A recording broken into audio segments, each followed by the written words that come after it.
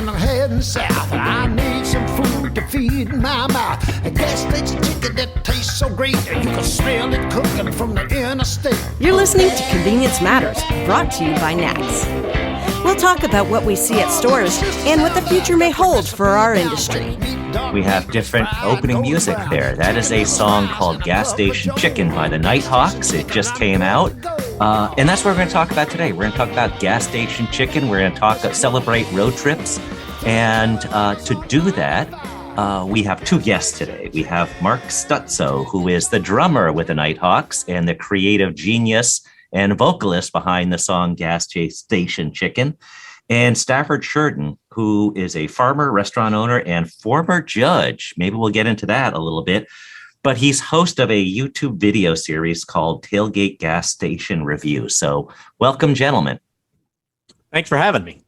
So we'll get to the song in a second, Mark, but I want to start off with you, Stafford. How did you come up with a concept? How did you decide that the world needs something called Tailgate Gas Station Review? You know, over the years, I own a restaurant in Drew, Mississippi. We've been here 17 years. And what I thought was a secret, it turns out it's not really a secret. But when chefs come from out of town, if you're in a big city, they go to the bar after. You know, you get through cooking at 2 o'clock in the morning. What's open? It's probably a bar owned by a chef. Well, in Mississippi, there are no places like that. So we all go to the gas station and buy fried chicken at 2 o'clock in the morning. And every time there's a chef that's not from here, they go, I don't understand. Why is this gas station food so good? So that's kind of where it started. And we fry a lot of chicken here at the restaurant. So the idea originally was to kind of compare some of my favorite spots to what we do. And it just kind of exploded from there. And from there, you decided that the flatbed of your truck is a really good dining room table. And you just went out on the road, started hitting places in Mississippi, and then ventured out further beyond that. What's the reception you've been getting from your YouTube series? So it's kind of crazy because we have a pretty good following on YouTube, but on Facebook, we have like 14,000 followers or something like that. And it was almost immediate. And I ended up on a statewide radio program here in Mississippi. And they said, how long have you been doing this? 2 or 3 years? And I'm like, 6 weeks. So it was kind of automatic. There's a built-in audience because, again, I think everybody thinks they know this secret that nobody else knows. And everybody knows the secret, you know. So the secret's out, Mark. Gas station chicken. It's better than anything you can get in Paris or anything like that. Can you take us through, Mark, how you came up with the idea about having a song called Gas Station Chicken? Well, you know, him being from Mississippi, that's from the land of fried chicken. And so southern West Virginia, you know, so I like to think that, you know, my family, my mom, sisters had some of the best fried chicken ever. So when you go out on the road, you know, you always look for something that's going to be close to home, and all the big time places, just didn't cut it. And when hungry on the road, bands traveling, blah, blah, blah, you know, you don't stop until you hit a gas station. You know, when you're on the road, you don't stop to get gas, and you don't stop to eat, and you don't stop to hit the restaurant. You make it one-stop shopping, and it's usually a gas station. And that's what we'd run in there and get, was the chicken. And me doing a lot of driving at the time, you know, you couldn't go in there and sit down and eat. There's no place. You just get it and go. Well, you couldn't get all the fixings, and it used to break my heart because this chicken tasted like home, but I didn't get a time to sit down with the mashed potatoes, the gravy, the green beans, and the what have you. You know, you couldn't do all that and drive. Grab gas station chicken and go. And it was the best, it was the best because we didn't know what the heck was in it. You know, it was delicious, and it wasn't like anybody else's. And it was just at these gas stations, you know, and people wouldn't think about that. They'd just soon stop at this joint and stop at that joint and that. Make it one stop. The old Shell station will never let you down. Well, Stafford, first off, I want to throw out a quote from Anthony Bourdain, who knew a little bit about cooking. He had a line that was, proximity to petroleum products is rarely an impediment to a great meal, meaning gas station food is awesome. or can be awesome, I should say.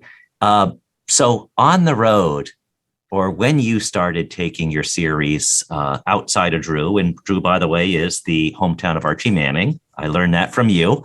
Arch of Drew t-shirt on right now. Yeah, absolutely. I got to represent.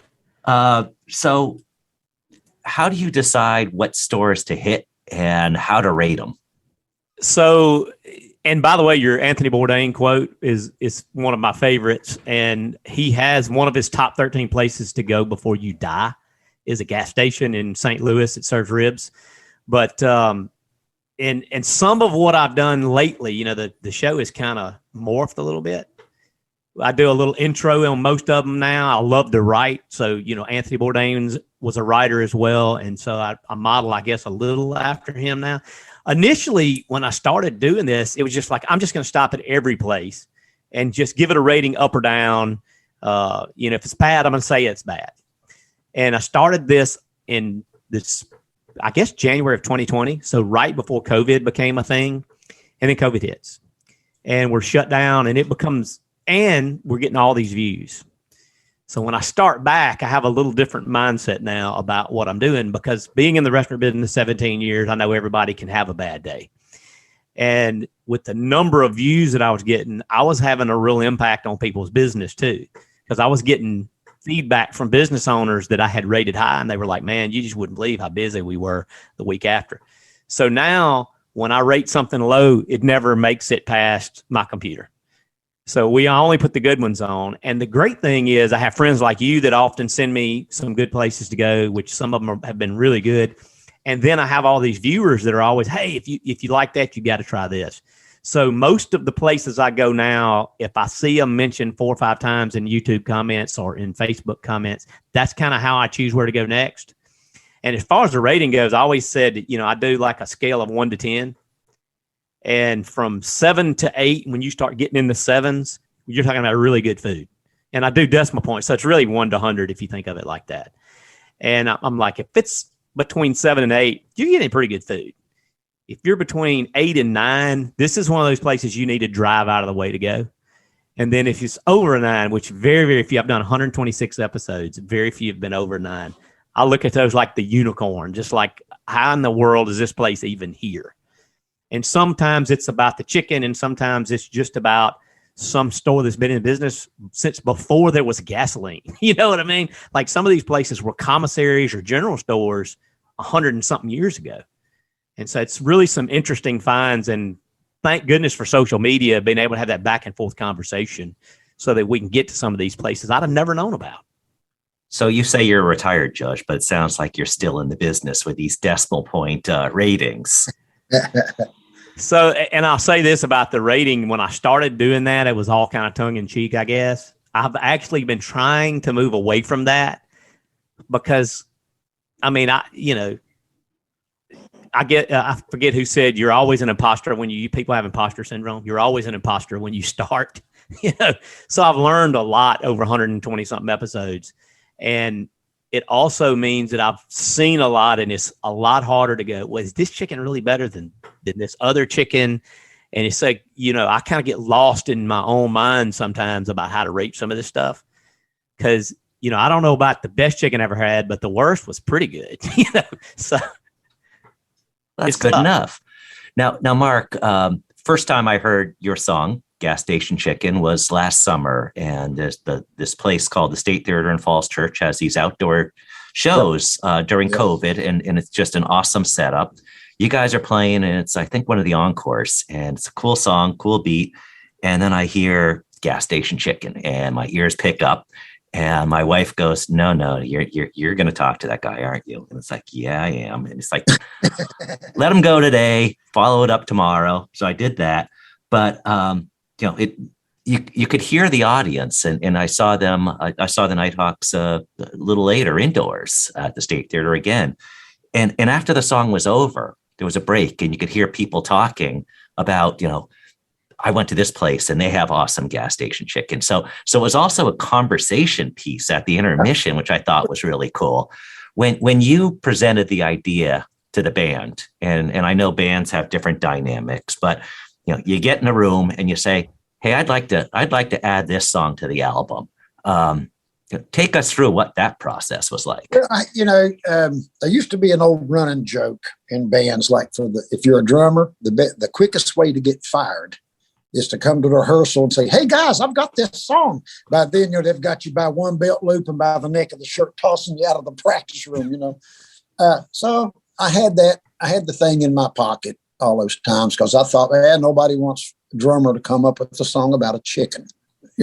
Well, Mark Winter, the leader of the Nighthawks, when we're traveling a lot of time, him and I, the other two guys, they're all trying to be healthy and all that stuff. Well, we're all trying to be healthy now. But at that time, Winter and I, every time we'd pass something like that, we were taking turns. Tonight, I'd run in. It'd be after the gig someplace and on the road. I'd run in real quick and get the chicken thighs, And then the next night when we're on the road, it'd be his turn. He'd pay for the chicken thighs. So we had this thing going. Then I said, man, a long time ago, I told him the story of being in the rock bands in Norfolk, Virginia. It's when I discovered these places going out of Virginia into North Carolina. And I told him all that, and we laughed. And I said, you ease into it. And actually, man, I got a tune that I've been messing with. I wrote a long time ago. And Winter, being the fair-minded band leader that he is, bring it in. As we say, let's pull down its shorts and see what it's got. So, I bring the lyrics into this thing, and they say, "Wow, that's okay," but I don't play guitar. I don't play a rhythm instrument. So I knew what I wanted the drum beat to be like. I hummed out the bass part to the bass player. This is what I hear. The guitar and stuff like that, sorry, they ain't got a clue.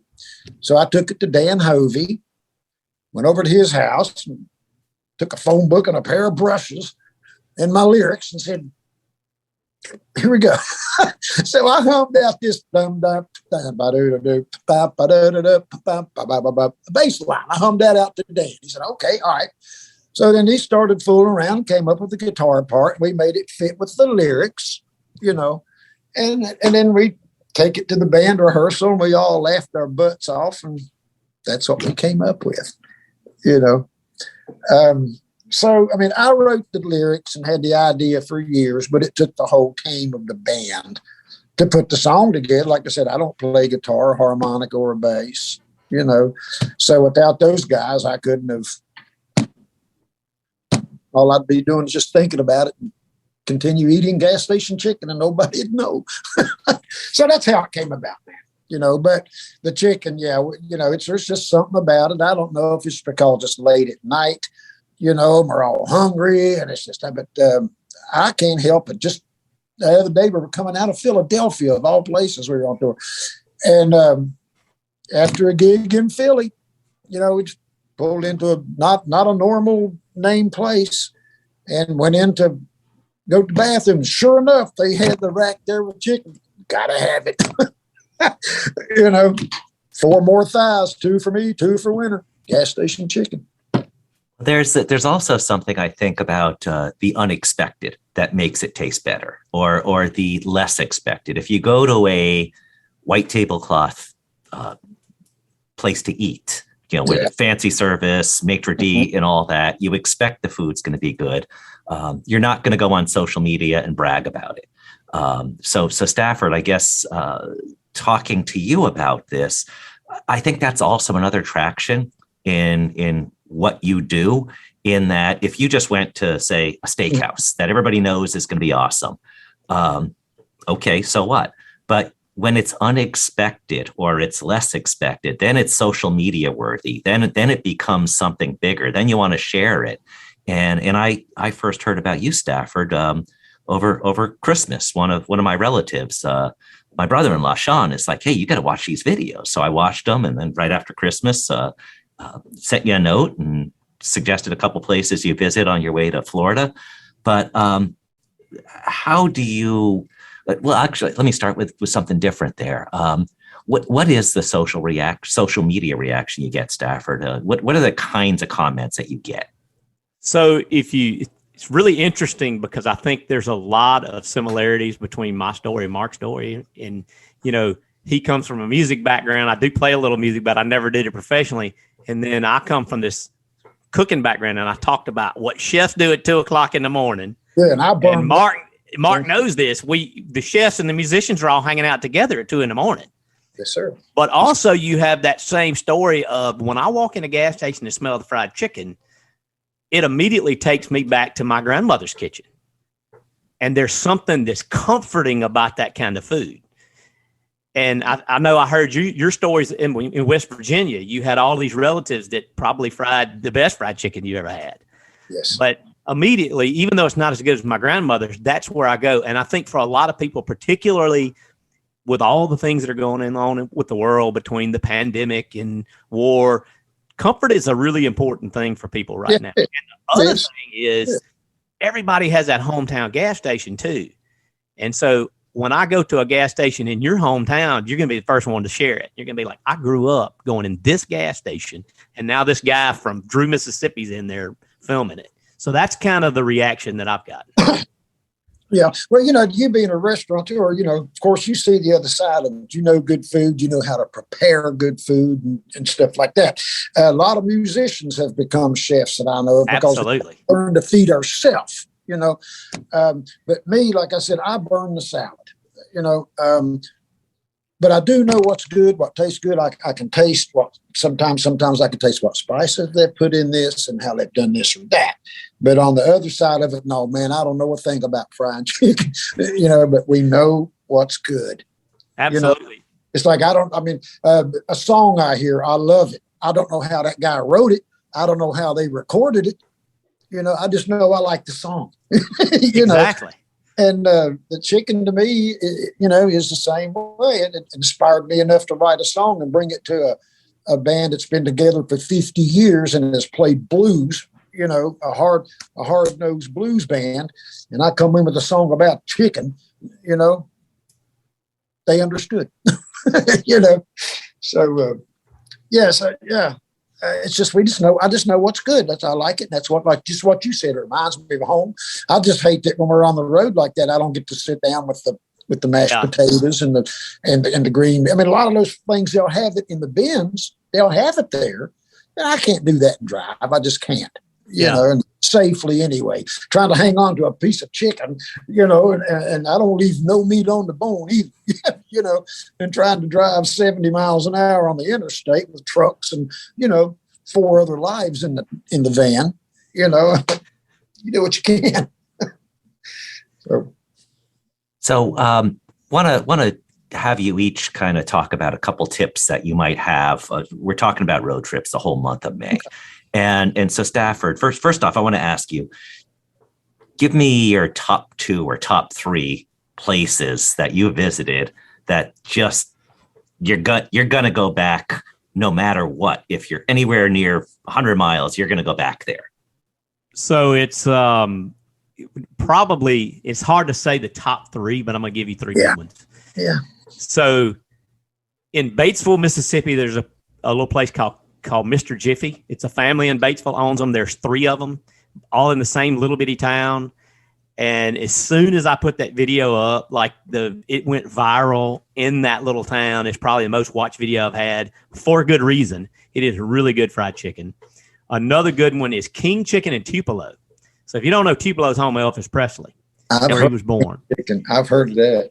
And King Chicken, a chef in Tupelo bought a gas station that was closing and kept the gas going and made it into King Chicken. So that's what they specialize in. It's a chef-inspired gas station chicken, if you will. Another good one is down in Louisiana, Brooks General Store, which is just south of the Mississippi line. It's really good. And you're talking about those sides, Mark. One of the things you find in Louisiana, up here you find a lot of dirty rice with the chicken. Down there, they don't call it dirty rice. They call it rice dressing. And probably the best rice dressing I've ever eaten is at Brooks General Store. Wow. That's cool. Well, when I was setting up this whole idea in my head, what I was thinking is we're basically going to be like MTV of gas station chicken. We have Mark talking about the music. We have Stafford talking about the video element. But the more I'm thinking about it, you guys need to do a show together. I mean, you guys amplifying each other's thoughts all over the place. And add to that, talking about Tupelo, the Nighthawks' latest album has a song by Elvis on it. So all kinds of things working together here. Mark, what advice? What do you look for when you're on the road? Now, when Stafford goes out on the road, sometimes or oftentimes the gas station is the destination. For you, it's certainly a destination on the way to the real destination, the next gig. Do you guys plan out things in advance, or do you just look at road signs and see food, gas, lodging and say, okay, that one looks best? What are the kind of things that bands look for on the road? Well, usually if you're on the tour, everything's pretty much lined out where you're going to be the next day. So, you have to leave at a certain time in the morning, and you have to be at a certain time to get checked into the hotel to do and between those points, it's up to us, where we win and where, and we can't kill a lot of time, but what we look for technically of being stuck in that van, a smile, somebody with a little personality. If you look around for total cleanliness at a lot of these places, don't. They're at a gas station, for God's sake. You got that chicken thing here, and then next right over, go through this door over here, you got a garage with cars up on racks and the whole 9 yards. A smile is nice, some personality. We're nice guys. Somebody nice to us over the chicken counter will make our day. We don't ask for much. Personality, a smile.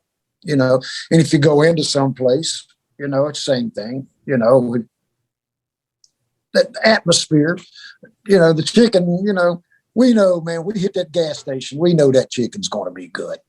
We know that no matter how they treat us. But, personality goes a lot with us, and at certain restaurants, on the circuit, the bands talk. We tell each other where to go, and who's nice and who isn't, who's going to be welcome and who isn't, we do that. We have a big food circuit all over. It's usually, some place that doesn't have a name, like go to Joe Smith's place down there on 85. We just know, man, exit 63 down there, take that and go south for half a mile. You can't miss it. What was the name of it? I don't know, but just take that exit, you'll see it. Well, we need to get involved in that circuit, that secret handshake club, because you think about that. There's musicians, there's college teams that hit the road. There's all kinds of groups that hit the road in buses and stop, and great opportunity for convenience stores and maybe places that we play to. It goes around, play there, don't play here. There's a couple of places here. One in particular, little small place that we play here, that they specialize in fried chicken, and bands go in there and play, and it's okay. It's okay. When you hit that gas station chicken, there's that little bit of that grease element you got to have. Like I said, a greasy chin is a happy chin. That's a good one. I'll say this too. I always look for trucks with toolboxes and ladders, because that means working people are eating there, and working people know where the good food is always. Working guys, they always know. You're exactly right, sir. You're exactly right. And doesn't that go back to Sam Walton? He used to look for new places by the oil spots in the parking lot. And if he saw a lot of that, he knew that, there's folks there that don't have fancy cars. They have cars that take them around. They could need some work, but that's going to be a good customer for them, because that's how we figured out his customer base in when he was building those early stores. Yeah. Now, one big signal for me, even like say there's different kind of foods that we like on the road, chicken, and of course, if you're in a blues band, my gosh, every festival you play is a barbecue place. We've been for barbecue, but I love that too. But even if barbecue chicken, if they're saying fresh barbecue, if you don't see smoke coming out outside the back of that restaurant, they ain't smoking that stuff on premises. No. So I look for the right behind that restaurant. If I see smoke coming up out of there, I said, that's a good sign. The best ones, smoke it in the front so that and they have their wood stacked up in the front so that you see they're actually doing it there. That's an advertisement. I mean, smoke floating around is the best barbecue advertisement there is. Yeah. A couple of places in Eureka Springs, Arkansas. I used to travel through there a lot. Real good chicken in Arkansas. I don't care which gas station you stop in Northwest Arkansas. They got good chicken. When you go out on the road and you've done 120 some and more coming. Do you ever give them a heads up? Are you like those the restaurant critics that are in newspapers and things like that? You don't wear a disguise or anything like that. They don't recognize you that much yet, I assume, but might be getting close to that. I get recognized some. I do not give a heads up. I want to get the authentic experience. And some places I go, they do. They're like, oh, yeah, I know exactly who you are. But most of the time, especially now that I'm getting out of Mississippi, in Mississippi, they pretty much recognize me. But getting out of Mississippi, they don't recognize me near as much. And I do want that authentic experience. But we have been running into some problems with some of these places that they'll be closed on a Monday and I don't know. And I'm driving 2 or 3 hours. So we've actually had some discussions, me and my team, about maybe we do need to start calling them, because just for me I try to film one day out of the month and 4 or 5 episodes in one day. It's getting a little complicated now that I'm going a long way. Just like the trip that you helped me with all the way to Miami and then on to Key West. I mean, I have to kind of plan that out. So that I've almost done everything within 2 hours of me, So it's getting a little more complicated. I'm going to have to put a little more production time into it. Well, I don't want to. I want people to go check out the video series, but there was one episode where you were on either in Miami or coming back from Miami, and you're enjoying your food, and a guy backs in next to you, and something happens. So, yeah, this guy drives around us and we see him coming. He actually runs into the vehicle and bumps it, and you see the camera rock. And that was actually one of your recommendations. It was don't pin it on me. Dion's Quick Chick in Key West. It was actually really good fried chicken. I was totally surprised. But, yeah, that was an interesting one. He did not want to be on camera.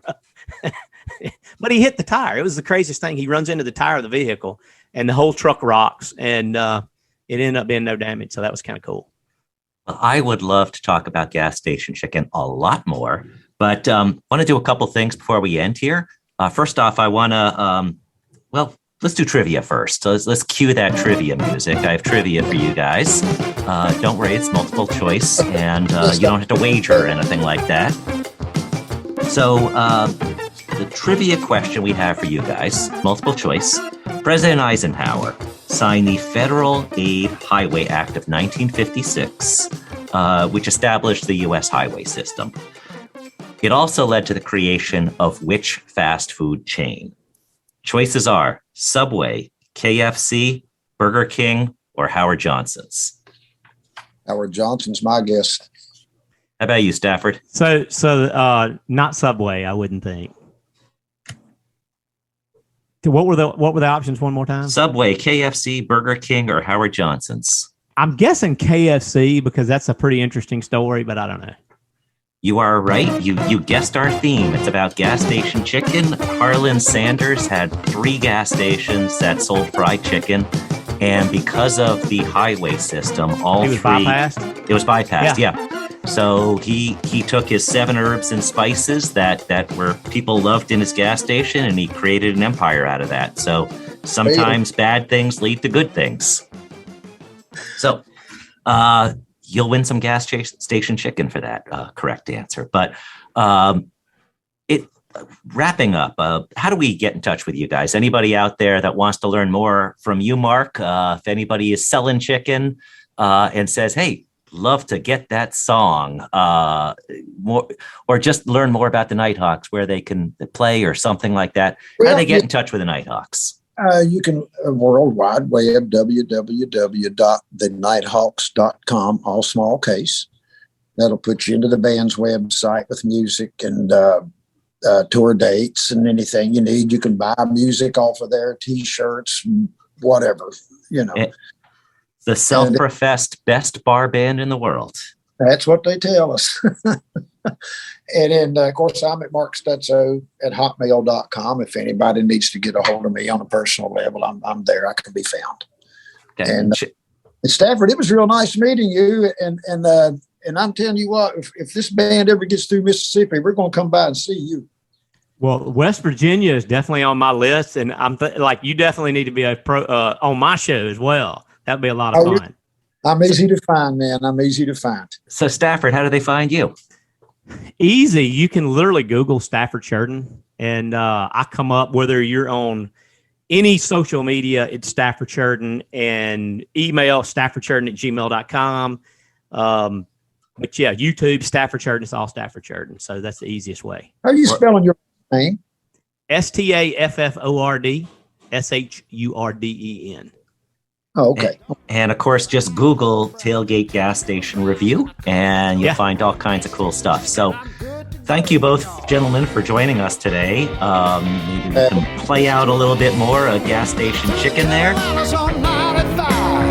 Gas station chicken. Those chicken joints, they jive and thrive. Gas station chicken. The hot grease in the air makes my blood thicken. Gas station chicken. Oh, Lord, I love gas station fried chicken, y'all.